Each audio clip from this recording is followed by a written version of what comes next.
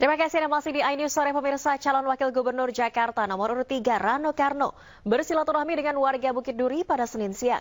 Pada kesempatan ini Rano mengatakan akan menggratiskan CCTV dan juga Wi-Fi jika ia terpilih.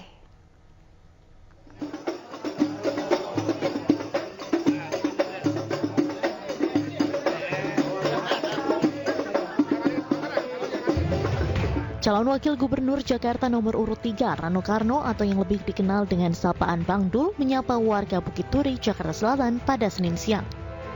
Ditemani sang istri Dewi Indriati, Rano dan Dewi disambut antusias oleh para warga Bukit Duri. Tidak sedikit pula warga meminta foto dan bersalaman dengan Rano. Rano pun menyempatkan untuk bersilaturahmi dengan keluarga almarhum Haji Muhammad Zen atau Engkong Zen, tetangga semasa dirinya kecil yang telah Rano anggap sebagai kakek sendiri. Rano mengungkap di tempat itulah ia menghabiskan masa kecilnya. Permasalahan sama, misalnya insentif untuk Jumantik, untuk Posyandu, untuk Dasawisma, kemudian kalaupun yang baru CCTV di RT RW. Artinya itu yang memang kita akan bangun di Jakarta ini. Yang lain-lain seperti misalnya Balai Rakyat itu penting, karena kita tahu lah kita nggak punya tempat untuk berkumpul, untuk perayaan segala macam. Jadi artinya dimanapun saya berkunjung di Jakarta itu janji kami yang akan kita berikan kepada masyarakat Jakarta. Di sela kunjungan atau silaturahmi tersebut, Rano mengatakan akan menggratiskan CCTV dan juga Wi-Fi jika ia terpilih pada Pilkada 2024. Selain itu, Rano juga menyebutkan akan memperluas lapangan kerja untuk masyarakat yang tidak mempunyai ijazah.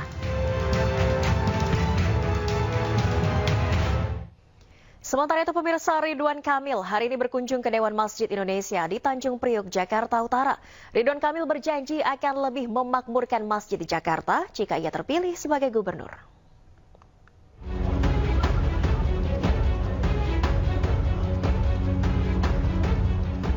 Hari ini, Senin 30 September 2024, calon gubernur Jakarta nomor urut 1 Ridwan Kamil silaturahmi ke tokoh Dewan Masjid Indonesia di Papanggo, Tanjung Priok, Jakarta Utara. Ridwan Kamil menyerap aspirasi terkait program umroh dan haji untuk marbot dan pengurus DKM, serta membahas anggaran-anggaran untuk kegiatan masjid yang nantinya akan ditingkatkan jika terpilih di Pilkada Jakarta. Tadi bertemu dengan para pimpinan dari Dewan Masjid Indonesia, bertemunya di rumah karena itu yang paling benar lah ya, nggak boleh di masjid, menyampaikan pada dasarnya 90% aspirasi tentang bagaimana dulu ada anggaran-anggaran untuk masjid, tolong dipertahankan dan ditingkatkan. Ada kegiatan-kegiatan di masjid, tolong disupport ya. Dalam kesempatan ini, sejumlah warga juga memanfaatkan momen bertemu dengan Ridwan Kamil sambil berfoto bersama. Dari Jakarta, Tim Liputan iNews melaporkan. Demi mendengarkan langsung aspirasi para pedagang pasar dan masyarakat sekitar, pemirsa, calon Wakil Gubernur Jakarta nomor urut 1 Suswono melakukan belusukan ke Pasar Serdang, Kemayoran, Jakarta Pusat. Pada kampanye hari ketiganya, Suswono berkomitmen menghadirkan pasar yang nyaman bagi pedagang kecil dan juga warga.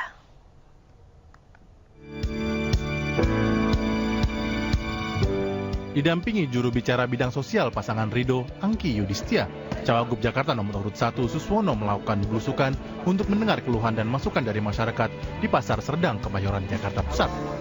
Selain masalah harga pangan dan kendala keamanan yang dihadapi, para pedagang ini juga mengeluhkan sepinya pembeli akibat banyaknya lapak pedagang lain yang berada di luar gedung pasar yang juga mengganggu kelancaran lalu lintas. Dalam kesempatan ini, program unggulan Ridho, kredit tanpa bunga dan tanpa agunan, serta revitalisasi pasar menjadi solusi yang ditawarkan pasangan Ridwan Kamil Suswono di Pilgub DKI Jakarta 2024 nanti. Kita akan membangun rumah di atas pasar. Dalam konteks revitalisasi nanti, tadi sekaligus juga untuk pasar modern tadi. Jadi nanti para pedagang ini bisa saja nanti bisa menjadi penghuninya rumah-rumah yang nanti akan dibangun di atas pasar. Kami memberikan dukungan kredit tanpa bunga dan tanpa anggunan. Artinya ini kami mendukung UMKM, pelaku-pelaku mikro untuk bisa mengembangkan mereka mandiri secara ekonomi. Dan ini adalah sebagai salah satu solusi di mana pasangan Ridho termasuk Pak juga ke pasar ini. Pasangan Ridwan Kamil Suswono berkomitmen untuk mendorong pertumbuhan ekonomi yang inklusif dengan memprioritaskan pada peningkatan kesejahteraan pelaku UMKM dan pedagang kecil. Dari Jakarta, Ismalia Novandwi Kusuma Ainus melaporkan. Pemirsa, Ketua Harian DPP Partai Gerindra Sufmi Dasko Ahmad menyatakan Presiden terpilih Prabowo Subianto menargetkan susunan kabinetnya rampung pada 15 Oktober 2024 mendatang. Dasko menyebut nomenklatur kementerian di Kabinet Prabowo Gibran masih dinamis dan fluktuatif hingga saat ini.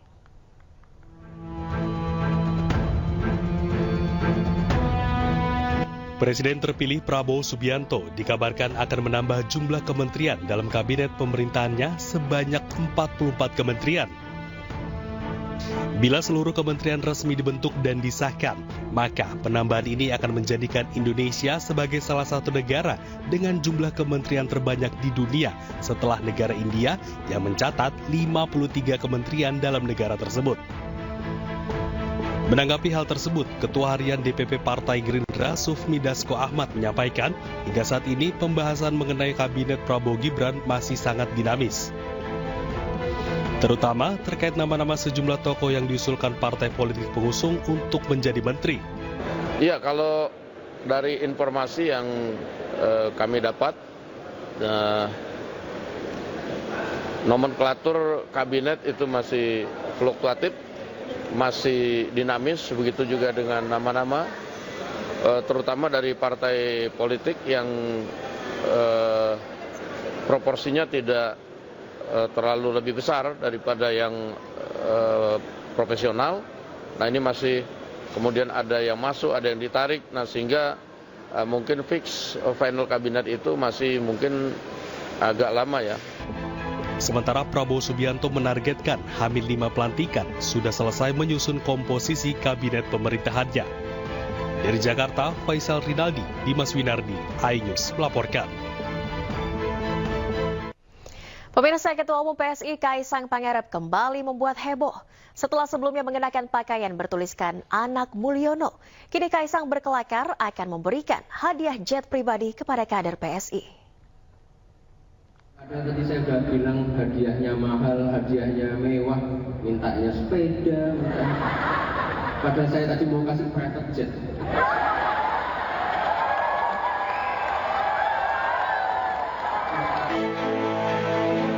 Kelakar ini disampaikan Ketua Umum PSI Kaisang Pangarep di depan kader PSI. Hadiah akan diberikan sebagai penyemangat kadernya untuk menangkan pasangan Ridwan Kamil Suswono. Usai acara, Kaisang bungkam saat ditanya terkait jet pribadi. Mas, terkait dengan jet pribadi bagaimana, Mas? Kaisang pun langsung meninggalkan lokasi acara dengan menggunakan mobil pribadinya.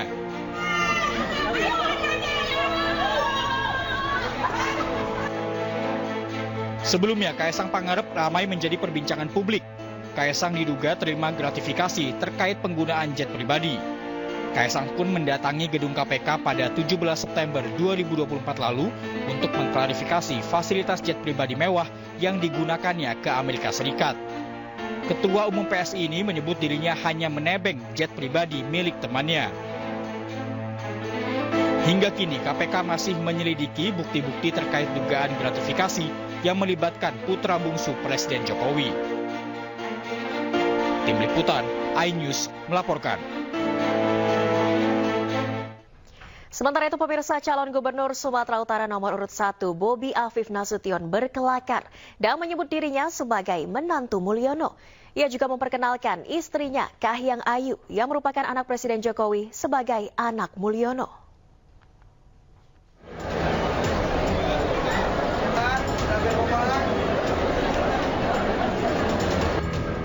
Yang terhormat, Bobi Afif Nasution menggelar syafari politiknya ke Kabupaten Tapanuli Selatan, Sumatera Utara. Calon gubernur nomor urut 1 ini juga didampingi istrinya Kahiyang Ayu. Di hadapan massa yang berada di sana, Bobi memperkenalkan dirinya sambil berkelakar dan mengatakan bahwa ia adalah menantu Mulyono. Anaknya sekarang orang bilangnya kami anak dan menantunya Mulyono, orang bilang sekarang. Nah ini kami di sini tentunya hadir pertama sekali memohon doa kepada ibu-ibu semua, tokoh-tokoh masyarakat, tokoh-tokoh adat, raja-raja kami semua di sini. Memohon doa agar kami pertama sekali di sini bisa diterima oleh masyarakat kampung kami sendiri, karena seperti disampaikan tadi, memang dari sinilah tanah leluhur saya, tanah leluhur. Dalam kesempatan itu, Bobi juga turut memperkenalkan istrinya Kahiyang Ayu yang merupakan anak dari Mulyono. Memohon doa restu dari Bapak Ibu sekalian yang ada di sini, semoga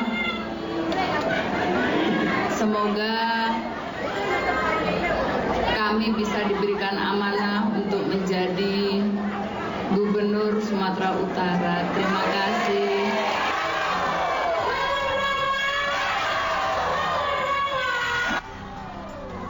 Bobi menyebut lokasi kampanye tersebut merupakan tanah leluhurnya. Untuk itu, Bobi... Selamat menunaikan ibadah sholat maghrib bagi Anda yang berada di wilayah DKI Jakarta dan sekitarnya. Kita lanjutkan ini sore pemirsa, seorang pemuda asal Nusa Tenggara Timur menjadi TNI Gadungan ditangkap saat mengikuti gladi bersih hari ulang tahun TNI ke-79 di Monas, Jakarta Pusat. Pelaku diduga menipu sejumlah masyarakat dengan menjanjikan calon TNI bisa lulus saat mengikuti seleksi. Yang izinkan saya memperkenalkan nama saya Pendeta Letda Jeffrey Gakoro Sarjana Teologi dengan NRP 220601. Saya dari Kodilada. You eyes to my ears to raise my your Monas. Ini hari kemerdekaan Republik yang ke-79. Ada satu kata-kata yang membuat bahagiakan untuk Indonesia. Biarlah Indonesia tetap semangat, Indonesia tetap teguh dan tangguh untuk apapun yang melakukan. Ya wish now rise to break. Jeffrey Gakoro, warga Kabupaten Timur Tengah Utara, ditangkap anggota POM Angkatan Laut saat menyamar menjadi seorang anggota TNI berpangkat Letda dan mengikuti gladi upacara HUT TNI ke-79 di kawasan Monas, Jakarta. Pelaku yang masuk kawasan upacara menggunakan seragam langsung dicurigai dan diperiksa lebih lanjut. Selanjutnya, anggota POM AL bersama Intel langsung membawa pulang pelaku untuk diperiksa lebih lanjut di Mako Polisi Militer Angkatan Laut Kupang, Nusa Tenggara Timur. Dari penangkapan pelaku, sejumlah barang bukti berupa seragam, label nama, serta tanda pangkat diamankan petugas. Untuk melancarkan aksinya, pelaku mengaku membeli seragam tersebut di Pasar Turi, Surabaya. Modus yang digunakan pelaku meyakinkan korban menjadi anggota TNI Angkatan Laut dengan bayaran tertentu. Yang bersangkutan membeli atribut TNI Angkatan Laut di Pasar Turi, Surabaya. Kemudian dengan atribut pakaian tersebut, yang bersangkutan melakukan penipuan terhadap warga di NTT ini yang berniat ingin mendaftarkan sebagai anggota TNI Angkatan Laut dengan menjanjikan kelulusan. Sementara untuk menghindari agar tak ditangkap, pelaku selalu berpindah tempat dan selalu mengganti nomor ponsel. Kini pelaku telah diserahkan ke Polsek Alak untuk proses pidana umum. Dari Kupang, Nusa Tenggara Timur, Eman Suni, Tim iNews melaporkan. Dalam rangka mempersiapkan Dirgahayu TNI yang ke-79, pemirsa, pasukan gabungan dari TNI Angkatan Udara, Laut, dan Darat melakukan gladi resik pada Senin pagi tadi. Jupiter Aerobatic Team melakukan latihan atraksi seperti membuat simbol cinta.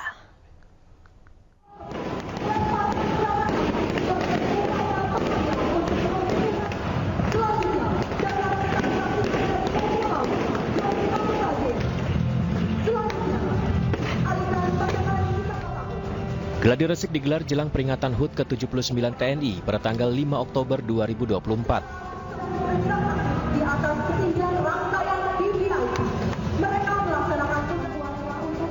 Seluruh rangkaian dilakukan seperti defil pasukan, atraksi drone, demo bela diri, terjun payung hingga atraksi menggunakan pesawat.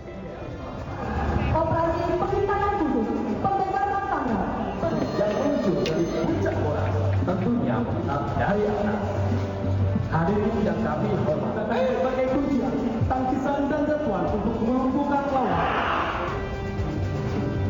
Salah satu atraksi yang menggunakan pesawat adalah Jupiter Aerobatic Team yang membuat simbol cinta. Atraksi ini memiliki arti cinta kepada seluruh masyarakat Indonesia. Peringatan HUT TNI digelar di Silang Monas, Jakarta Pusat pada 5 Oktober 2024. Rencananya upacara HUT ke-79 TNI akan dipimpin oleh Presiden Jokowi dan bisa disaksikan langsung oleh masyarakat. Dari Jakarta, Jessica Winoto, Andri Setiawan, iNews melaporkan. Pemirsa, pimpinan Majelis Permusyawaratan Rakyat menggelar silaturahmi kebangsaan bersama dengan keluarga Presiden keempat Republik Indonesia, Abdurrahman Wahid atau Gus Dur. Pada kesempatan ini, pimpinan MPR menyerahkan surat keputusan untuk memulihkan nama baik Gus Dur yang dituduh melakukan korupsi pada masanya.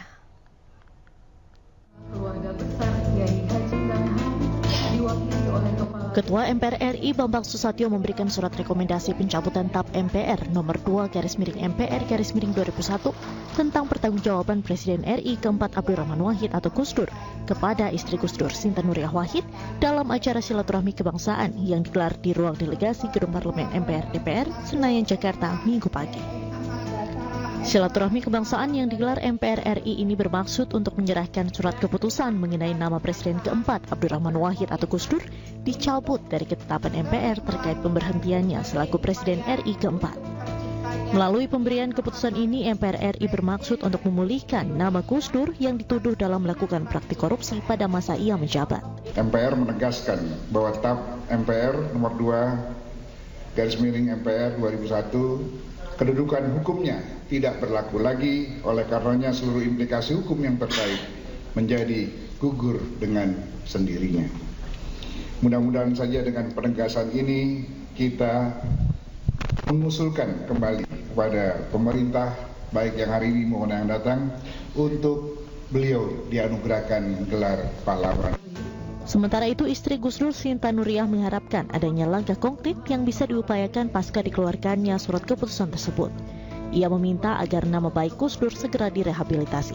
Pencabutan TAP MPR nomor 2/MPR/2001 ini kami harapkan dapat menjadi langkah awal sebuah landasan hukum yang lebih meningkat bagi kepentingan rehabilitasi nama baik Gus Dur ke depan nanti. Selanjutnya, MPR RI akan mengajukan ke pemerintah agar Gus Dur dianugerahi gelar pahlawan nasional. Dari Jakarta, Dilani Aulia, Yudi Permana, iNews melaporkan. Kita ke informasi lainnya, pemirsa. Selebritas Raffi Ahmad baru-baru ini menerima gelar Doktor Honoris Causa atau Doktor Kehormatan dari sebuah perguruan tinggi di Thailand. Namun pemberian gelar tersebut memancing sorotan warganet karena dianggap ada sejumlah kejanggalan.